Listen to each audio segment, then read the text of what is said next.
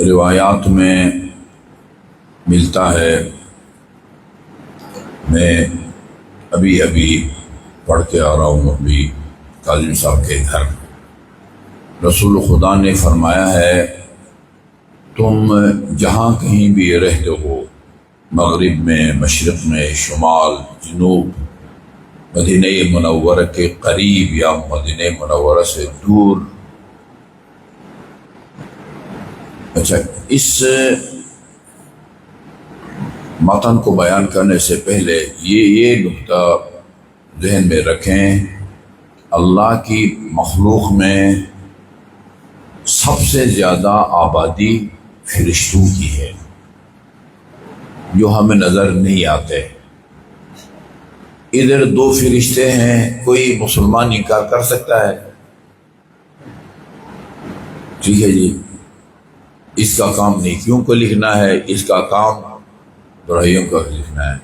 یہ الگ بات ہے کہ اس کو زیادہ کام کرنا پڑتا ہے یا اس کو کام زیادہ کرنا پڑتا ہے، ٹھیک ہے۔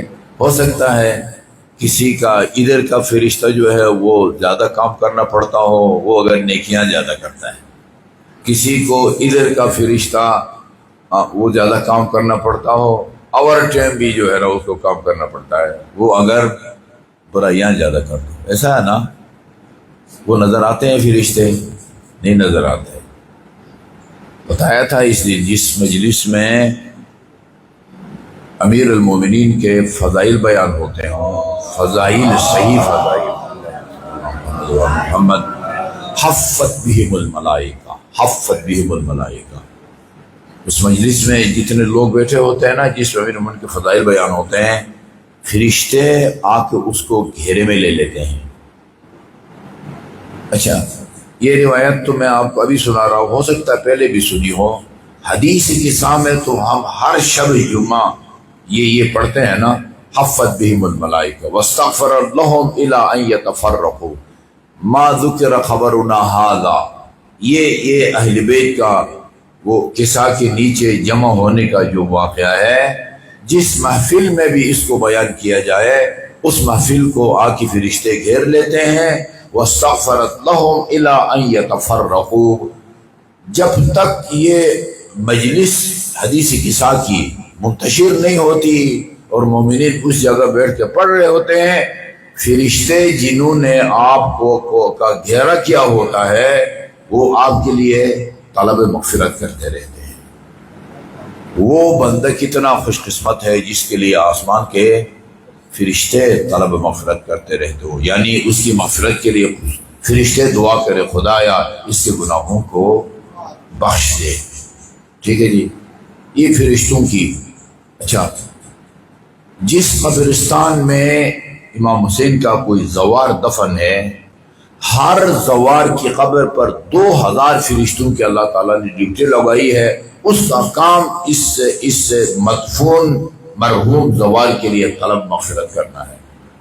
آپ اپنے مقامی قبرستان میں جائیں، کئی زوار وہاں دفن ہوں گے، ٹھیک ہے جی، ان کے قبروں پر فاتحہ خوانی کے لیے جائیں، آپ کو کوئی فرشتہ نظر نہیں آئے گا۔ یہ بڑا علمی مقولہ ہے، کسی چیز کا نظر نہ آنا یہ اس کے نہ ہونے کی دلیل نہیں ہے، سمجھ آئیے نا؟ یہ جو خدا کے منکر ہے نا، خدا کے منکر وہ کہتے ہیں خدا نہیں ہے، کیوں نہیں ہے؟ ہمیں نظر نہیں آتا، ہوتا تو نظر آتا۔ نہیں بھائی ایسا نہیں ہے، ضروری نہیں ہے کہ جو چیز بھی موجود ہو وہ نظر بھی آئے۔ ہو سکتا ہے کئی سینکڑوں ایسی چیزیں ہیں جو ہیں، موجود ہے دنیا میں، آپ کے آس پاس ہیں، لیکن آپ کو نظر نہیں آتی۔ لہذا قانون عدم الوجدان لا يدل على عدم الوجود، کسی چیز کا نظر نہ آنا یہ اس کے نہ ہونے کی دلیل نہیں ہے۔ نہ یہ ضروری ہے کہ ہر موجود چیز نظر آئے، اور یہ بھی کوئی قانون نہیں ہے کہ بھئی جو آپ کو نظر نہیں آتا وہ نہیں ہے، ایسا نہیں ہے۔ فرشتوں کی ڈیوٹیاں لگی ہوئی ہے، کسی فرشتے کی کوئی ڈیوٹی ہے، کسی فرشتے کی کوئی ڈیوٹی ہے۔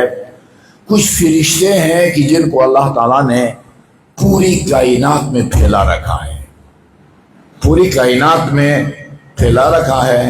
جہاں کہیں بھی کوئی بندہ مومن محمد اور آل محمد پر صلوات بھیجتا ہے نا، اس فرشتے کا کام ہے اس صلوات کے ہدیوں کو رسول اکرم کی خدمت میں لے جا کے پیش کرتا ہے.